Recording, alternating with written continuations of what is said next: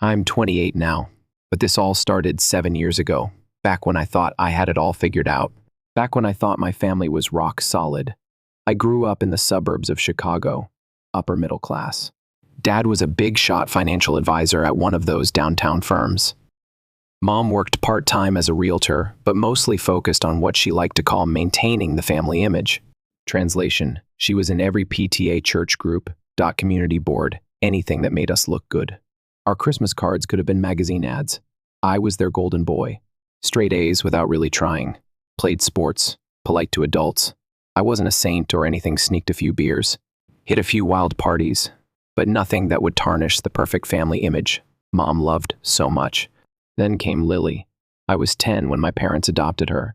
She was 3, tiny, quiet, huge brown eyes.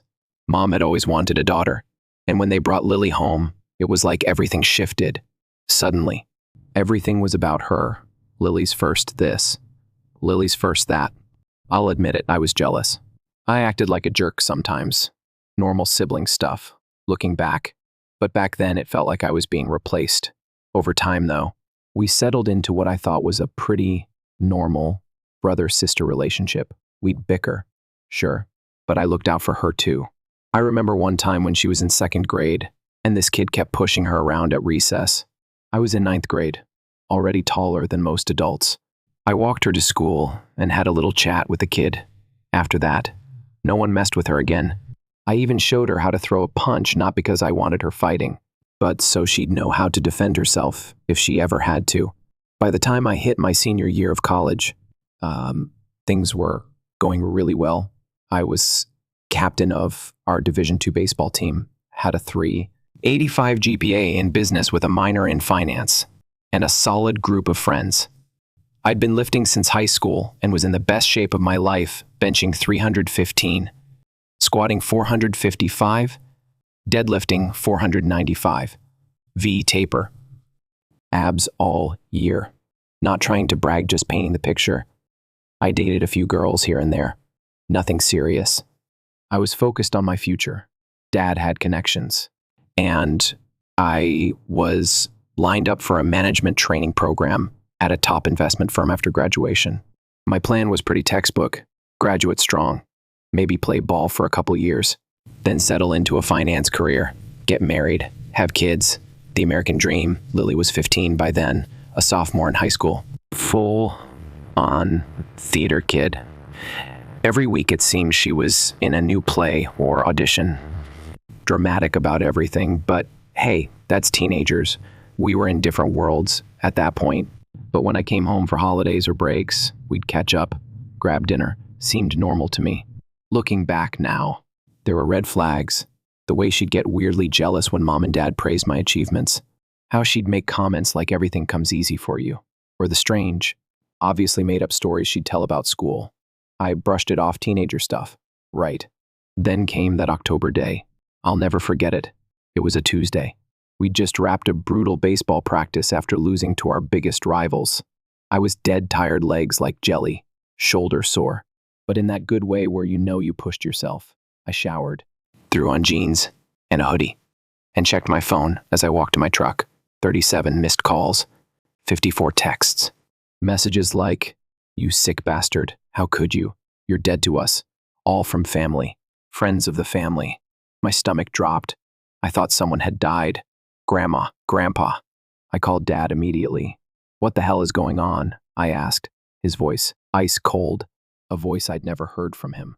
"Get your ass home, now. Don't go anywhere else." Then he hung up. I stood there in the parking lot, trying to figure out if this was some nightmare. I called Mom, no answer. My best friend from high school, nothing. It was like the whole world had gone dark on me. I drove home in a daze. NPR was playing, but I didn't hear a word of it. When I pulled into our driveway, I saw Uncle Mike's truck along with a bunch of other cars. Mike's my dad's younger brother, a construction guy with a short fuse. Never really liked me. I didn't even get the door open before he charged at me, yanked me out, and slammed me against my truck. "I'm gonna kill you," he screamed, face inches from mine, spit flying, breath reeking of beer. His eyes were wild. I could have broken free. I was 22, in peak shape, but I was too shocked to move. Dad and Uncle Steve pulled him off me. Inside. Now, Dad barked. When I walked in, the living room was packed. Mom on the couch, crying. Both sets of grandparents, aunts, uncles, family friends, and Lily curled up next to Grandma, sobbing. The room went dead silent. Everyone just stared at me like I was something filthy. What the hell is going on? I asked. Mom looked up, eyes full of hatred. How could you? Your own sister. What are you talking about? Then Dad said it. Lily told us everything. About how you've been coming into her room at night. For years. My world stopped. It felt like someone had kicked me in the chest. What? That's insane. I never. Lily started crying harder. You said no one would believe me. You said you'd hurt me if I told. You said it was our secret. I froze. My legs almost gave out. That's a lie, I shouted. I never said that. I never touched her. What the hell is going on? Mike lunged at me again, but Dad held him back. My buddy's a cop, he growled. You're going to prison, you piece of shit. No one would listen. Every word Lily said was a lie. Every single one. But they nodded along like she was reciting scripture, consoling her. Glaring at me, I kept thinking this was some sick prank. Or maybe they'd snap out of it. They didn't. Then Dad snapped. He walked up and punched me in the jaw hard. My teeth cut into my cheek and I went down, blood pouring from my mouth. Get your things and get out. You're no son of mine. He'd already packed some of my stuff. Trash bags by the door. He took my wallet and stripped out every card with his name on it, credit cards, health insurance, everything. Dad, please, I begged. This isn't true. You've known me my whole life. He grabbed me by the collar and threw me out the front door, literally. I fell hard, popped my shoulder. My clothes and baseball gear followed, tossed like garbage. If you ever come near this family again, I'll kill you myself. Then the door slammed shut. I lay there on the lawn, blood on my face, neighbors peeking through curtains. Just like that, my life was over. That first night, I slept in my truck.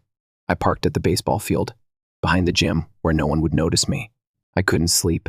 I just sat there, shivering in the front seat, replaying everything in my head. The look in Lily's eyes, the fury in my dad's voice, the cold finality of the door slamming in my face. I kept thinking it had to be some kind of misunderstanding, that they'd call me the next day, that anyone would believe me. They didn't. By morning, my jaw was swollen, my shoulder was killing me, and I felt like I was in some kind of nightmare I couldn't wake up from. I called my teammate Ryan, told him everything well, not everything, just that I'd had a blowout with my family and needed a place to crash. He didn't ask questions. Let me crash on his couch for a week. His roommates weren't thrilled, but they kept quiet. Meanwhile, I was texting and calling everyone in my family, cousins, aunts, uncles, grandparents, people who had known me my whole life. I sent long messages, begging them to talk to me, to hear my side. Only one reply ever came. From my dad, contact us again, and I'm filing a restraining order. You're dead to us. That line lived in my head for years. Ryan tried to be supportive. Dude, go to the cops. Report your dad for hitting you. Fight this. But I didn't. I was scared. Scared they'd believe Lily. Scared no one would believe me. Scared that trying to fight it would just make it worse. A couple weeks later, I got an email from the university. My tuition hadn't been paid. My parents had canceled it mid-semester. I tried to get an emergency loan, but without a co-signer and with zero credit history. I was screwed. I had to drop to part-time, just so I could work full-time to afford even that. Coach let me stay on the team at first. But between bar shifts, security gigs, and the emotional wreck I was becoming, I barely showed up to practice. I barely played. My grades tanked. The whispers started soon after. Somebody in the family must have told someone who told someone else, and you know how it spreads. Friends I'd had for years started avoiding me. Conversations stopped when I walked into rooms. Girls shifted away from me in class. No one said anything to my face, but the looks were worse. I lost my delivery job when my truck broke down. Cracked engine block, thousands to fix, which I didn't have. Then I got kicked out of the crappy apartment I shared because I couldn't make rent. I ended up sleeping in the baseball team's equipment shed. Coach had given me the code. I'd sneak into the locker room early to shower, eat whatever I had left on my meal plan, One meal a day, if I was lucky. Some nights, I'd just go to bed hungry. Then one night in February, when it was freezing outside, Coach caught me. I was huddled up in 3 hoodies, wrapped in a sleeping bag, duffel bag under my head. He just stood there for a second, then sat down on the cold floor beside me. "Son, what the hell happened to you?" I broke. Told him everything. The accusations, the night I was thrown out, how no one believed me. He didn't interrupt, didn't accuse, just listened. When I finished, he didn't even say if he believed me, just nodded. "You can stay here until the semester ends. After that, we'll figure something out." The next day, he brought me a space heater, a proper air mattress. His wife packed me leftovers every week. It wasn't much, but it was more than anyone else had done. Somehow, I finished the year, barely. GPA scraped by at 2.1. I was off the team. The dream was dead. Coach hooked me up with a summer job in Colorado working at a wilderness camp for troubled teens. It paid cash, gave me a cabin to live in, and kept me fed. I took it. I didn't really have a choice. That summer was brutal. Hiking mountains, chopping wood, building shelters, carrying 50-pound packs every day. I put on muscle fast. The work kept me moving, which helped. But at night, I drank. A lot. Got high on anything I could find. Weed, shrooms, acid, coke when someone had it. I didn't care. I just wanted to forget. Then one day, one of the kids I was guiding died in a climbing accident, and I knew it was partly my fault. I'd been hungover, sluggish. I didn't check his gear like I should have. He fell 40 feet, gone instantly. The program director pulled me aside. "Jake, you're one of the best guides we've got, but you're a liability like this. I can't have you out there with kids anymore." I got fired. Spent the next year living in a beat-up 98 Honda Civic one bought for $1.20 zero cash. Took any job I could get: bouncer, construction, security, anything where people didn't ask questions. I stopped talking to women, stopped going anywhere families might be. I'd walk out of restaurants if a kid sat too close. I was terrified of being accused again. Nightmares were constant. In one, I'd be in prison. Other inmates would find out what I'd supposedly done. I'd wake up soaked in sweat, heart pounding like I was dying. Then one night, everything came to a head. I was working security at a college bar in Fort Collins. Some guy from my old university recognized me, football player. He told his buddies who I was and what I'd supposedly done. By 2 a.m., when the bar closed, they were all watching me. I walked to my car. They jumped me in the parking lot. "Pedophile. You sick fuck. We're gonna make sure you don't hurt anyone else." I fought back. Got a few solid hits and broke one guy's nose, but it was 3 against 1. They had the jump on me. When it was over, I had 3 broken ribs, a fractured eye socket, dislocated shoulder, concussion. Some driver pulling into the lot saw me, called an ambulance. I spent 2 nights in the hospital. No health insurance. Got a bill for $177.00. So I had nowhere to go, no way to pay. I couldn't even work. Couldn't lift my arms to wash myself. I'd sponge bathe in gas station bathrooms when I could. And one night, soaked from the rain, broken, bleeding, freezing, I drove to a bridge outside of town, stood at the edge, looked down, and thought about ending it all. I was done, just done. Then I heard a voice behind me. "Bit cold for a swim, don't you think?" It startled me so bad I almost fell. I turned, hand gripping the rail. An old man, maybe in his 70s, was standing there in a raincoat, holding a fishing pole. "Go away," I said, voice barely a whisper. "Can't do that," he replied. "If I walk away and you jump, that's on me now. That's how this works." He stepped closer, steady but not threatening. "Name's Frank, retired Marine. Seen a lot of men at their breaking point. You want to tell me what's got you out here tonight?" And for some reason, I did. I told him everything. The lie, the fallout, the pain, the isolation. Everything. Maybe because I figured I had nothing left to lose. When I was done, Frank didn't say anything for a long time, just nodded. Then he said something I'll never forget. "You've been carrying this alone for too long. Come get warm, get dry. We'll talk again tomorrow when your head's clear. One night, that's all." I hesitated. "Why would you help me? You don't even know if I'm telling the truth." Frank looked me dead in the eye. I've been reading men for 50 years. In combat, in peace, either you're telling the truth or you're the best damn liar I've ever met. Either way, dead is permanent. Food's not. I could have ignored him. Could have. Jumped. But something in his voice, his calm, made me step back. Frank's house was small, but spotless. Everything had its place. Books on the shelves perfectly aligned. Shoes lined up with military precision. You could tell he still ran his life like a Marine. He handed me a towel and some old clothes. "These belong to my son," he said quietly. "He died in Afghanistan 10 years ago." Then he pointed to the bathroom. "Shower's hot. You smell like a raccoon that lost a fight with a dumpster." That night, Frank made spaghetti and garlic bread. Nothing fancy. But after months of gas station snacks and bar food, it might as well have been a 5-star meal. We didn't talk much during dinner. He didn't ask questions. Just let me eat. Then I crashed on his couch and actually slept. For the first time in years, maybe.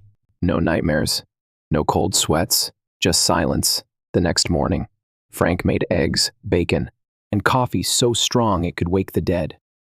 After breakfast, he looked at me across the table. "You got 2 options, son. 1, keep doing what you're doing, running, hiding, dying a little more every day. Or 2, get up, rebuild, and make damn sure nobody can ever knock you down like that again." I didn't know what to say. Then he added, "I run a security firm, small.private, executive protection, events, special assignments for people with money and problems. I need someone strong.discreet and loyal. I can train you. But I don't hire liabilities. No drinking on work nights, no drugs. You want in, clean up." "Why me?" I asked. "You don't even know me." He sipped his coffee. "I know you didn't jump." That was it. The next few months were the most disciplined I'd been since college. Frank woke me up at 5 a.m. every day. We worked out hard. Strength training, cardio, hand-to-hand combat. Then he drilled me on protocols, etiquette, how to talk to clients, how to disappear in a room but still see everything. I was bruised, exhausted, sore in muscles I didn't know I had, but I felt alive.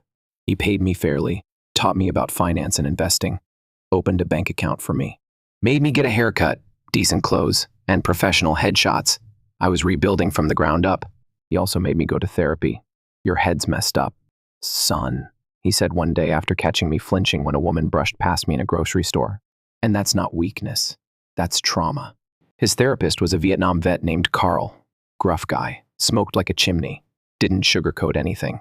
"You were betrayed, son," Carl said in our first session. "That's not something you get over, but you can learn to live with it." I didn't believe him at first, but week after week, piece by piece, I started letting go of the guilt I'd carried, the fear, the shame.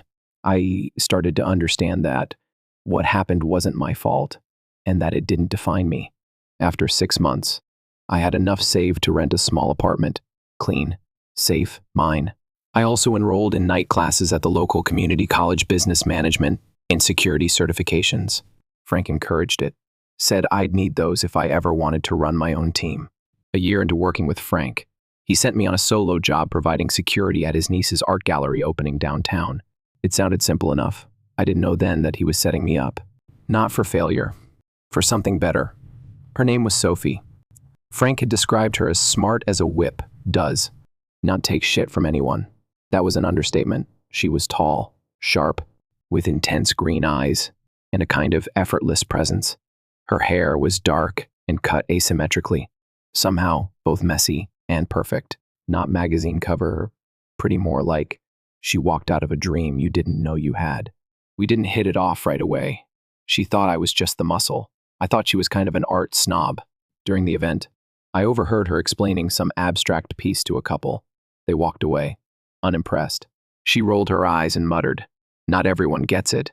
I didn't mean to say anything, but I did. I don't get it either. But at least I'm not pretending I do. She looked at me, half amused. "You're not a fan of abstract.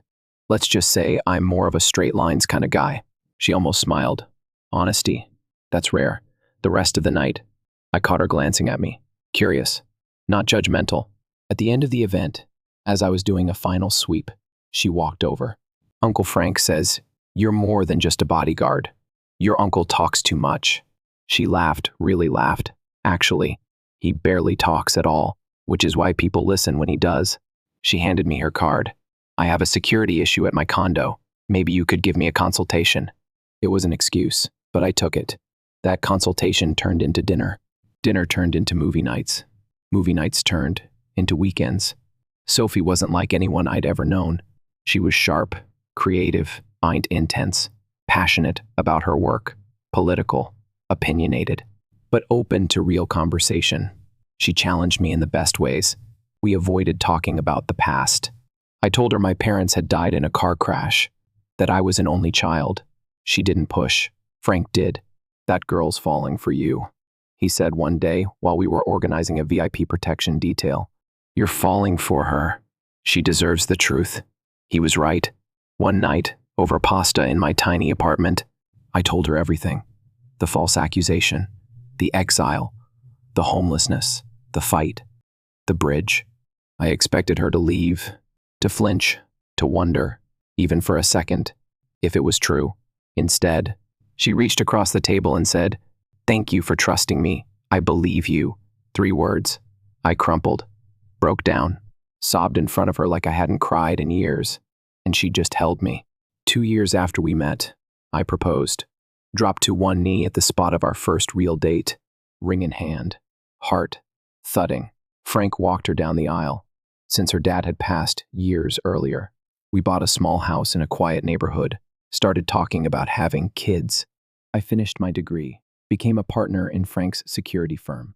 We expanded regionally, then nationally. Built a reputation for being professional, discreet, and damn good at what we do. Sophie's art career took off too. Her pieces started showing in galleries across the country. I finally had a real life again, a new family, a good one. The nightmares became rare. I could walk past playgrounds without flinching.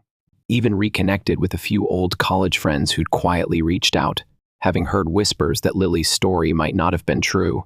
The old life. It felt like a different person had lived it. I still thought about my family sometimes, wondered if they ever doubted Lily, if they ever regretted what they'd done. But I had made peace with that chapter being closed, or so I thought. It was a random Tuesday in March. I was in my office, going over logistics for an upcoming event. Some billionaire tech CEO visiting Chicago who needed low-profile security for a conference. Standard stuff. Then my assistant buzzed me. "You have a call on line 1. A woman, wouldn't give her name, said it's a family emergency." My stomach twisted. I hadn't heard from anyone in my family in 7 years. Not one call, not one message. Absolute silence.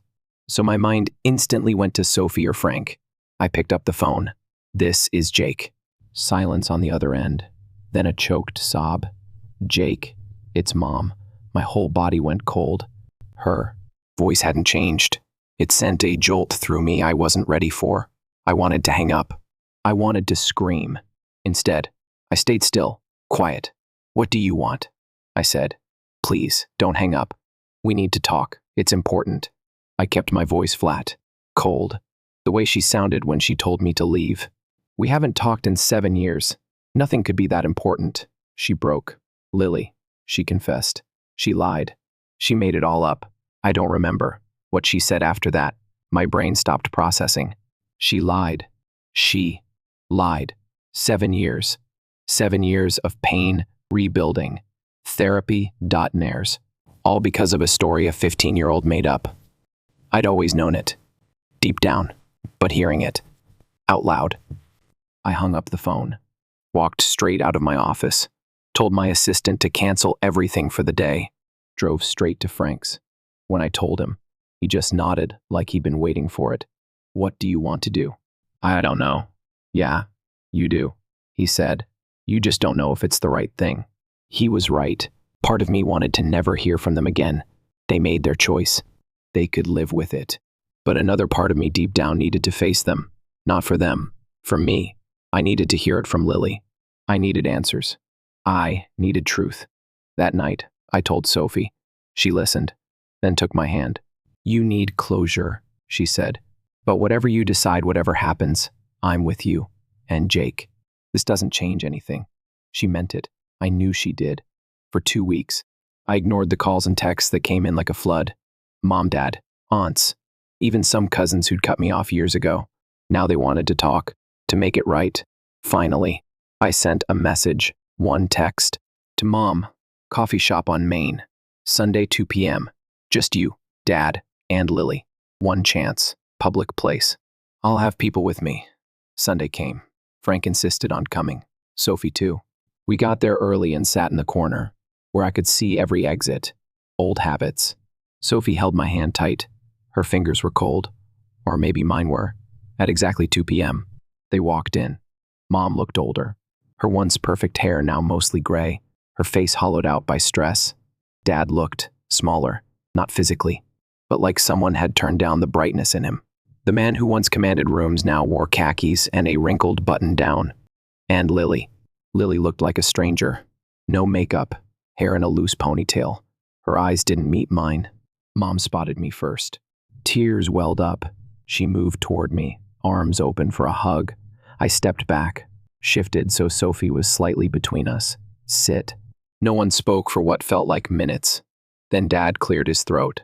Son. I'm not your son, I cut in. You made that clear 7 years ago. Start talking. Why am I here? Mom wiped her tears. Dad looked down. Lily stared at the floor. Finally, Dad spoke, his voice rough.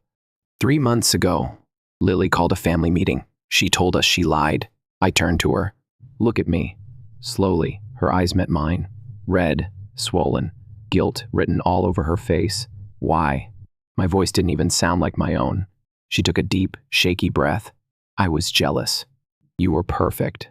Everyone loved you. Mom and Dad gave you everything. I just wanted them to love me more. I didn't think it would go that far.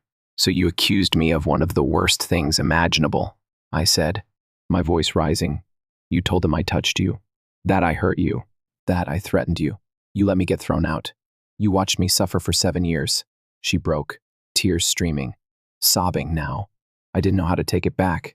Everyone was being so nice to me. I was scared. It got too big, and I just kept going. I turned to my parents. And you didn't ask a single question. You threw me out without a shred of proof. I wasn't even home for one of the weekends she claimed it happened.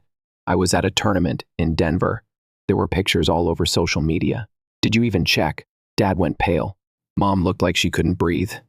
I pulled out my phone, showed them photos from that time me at the tournament. Photos of the beatings, my swollen face, my truck, my tiny mattress in the equipment shed, the hospital bills, all of it. I was your son. I slept in a truck. I got jumped. I nearly died. I stood on a bridge ready to jump because the people who were supposed to love me turned their backs on me without even asking. Sophie was crying now. Frank had his hand on my shoulder, grounding me. Mom finally spoke, voice trembling. We're so sorry. We made a terrible mistake. We want to make it right. I laughed. There was no humor in it. Make it right. How? Give me back my scholarship, my home, my sanity. You can't fix this. Then the real reason came out. Dad looked at me, hesitated, then said, we want you to come home. We want our family back together. That's not happening. I looked at Sophie, at Frank. I have a family now. People who stood by me, people who believed me. Lily finally spoke. There's more. She told me everything. How after her confession, they cut her off. Took back the BMW they gave her at 16. She had to drop out of her fancy university and work retail while taking night classes. Dad's firm collapsed after some bad investments. They lost the house, moved into a condo. Mom's reputation ruined when the truth came out. Then Mom looked up. We need your help. Jake, please. Your father's business is struggling. We're going to lose the condo. Lily can't pay for school. We've sold almost everything. There it was. They didn't want forgiveness. They wanted money. I laughed again. Let me get this straight. You destroyed my life, left me homeless. And now that I've built something without you, you want me to bail you out. Dad's voice was barely audible. We're family. No, we're not. I stood up. You made your choice 7 years ago. Now you live with it. Mom grabbed my arm. Please, what do you want from us? I looked her in the eye. I want you to remember what it feels like to lose everything, to be helpless, to have no one believe you. Maybe then you'll understand what you did to me. And with that, we walked out. Frank patted my back. Proud of you, son. That was 2 years ago. I've heard from mutual connections that my parents lost the condo. Dad works at a retail chain now. Mom cleans houses. Lily dropped out of school and moved to another state. Sometimes I think about reaching out. Sophie says that might be the final step in my healing, not for them, but for me. Frank says it's my call. He'll back me no matter what, for now. I'm focused on the family I chose. Sophie is pregnant with our first child. We're expanding the firm into 3 new states, building something real, something they can never take away. It's been 2 years since that meeting at the coffee shop. 2 years since my parents sat across from me with tears in their eyes, asking for help, not because they cared, but because they were desperate. I never responded to any of their follow-ups.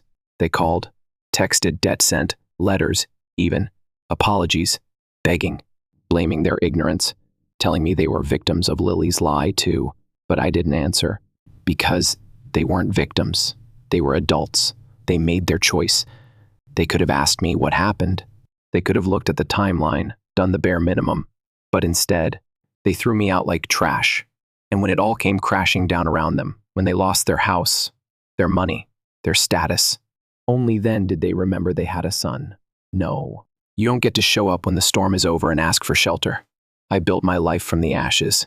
Without them, Sophie and I are doing great. She's about to hit the 3rd trimester. The baby's healthy. We don't know the gender, we're keeping it a surprise. We already have names picked out either way. She's glowing, in that cliche but true kind of way. And I'll be honest, part of me is terrified, not of being a dad. I know I'll figure that out, but of becoming the kind of parent who makes their child feel like I did, abandoned, disbelieved, discarded. Frank says that fear is a sign I won't become that person, that it means I'm already miles ahead of where my parents were. He's right. He usually is. Frank's been more than a mentor. He's my family. He walked Sophie down the aisle. He taught me how to live again when I didn't think I deserved to. He'll be the first person holding that baby after Sophie and me. The security firm is booming. We've expanded into 3 new states, with contracts ranging from private events to executive protection for some seriously high-profile clients. Frank still handles the back end. I run operations. We've built a reputation, one built on discipline, integrity, and discretion. Funny, right? The guy once accused of being the worst kind of predator, now trusted to guard billionaires, celebrities, diplomats. Life's weird like that. But we earned every inch of it, every sleepless night, every hour of therapy, every scar. None of it was handed to me. People still ask me if I've forgiven them, my parents. Lily. The answer is complicated. I've forgiven Lily, I think.